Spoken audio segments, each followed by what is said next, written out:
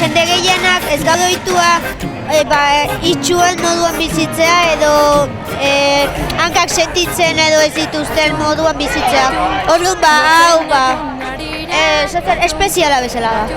Lehenengo izan da ikusezinana, ez zen unik ikusten ezerta inbertzen un rekorrido bat, bigarrena gurpilun aurkian saskibaloian ibiltzea, eta hau mimika.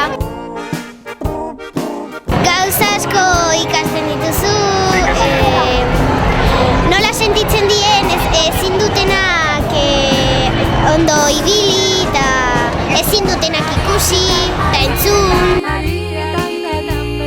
Proba guztiak egin ditugu, umeen gunea eta oso aproposa iruditu zaigu, gaina egiten duen eguraldiarekin, pixka bat tapatuta egotea eta ondo dator. Eskubide hori egitugu arazo batzuk izan arrin. Bai laniteko, bai jolasteko, eta danak.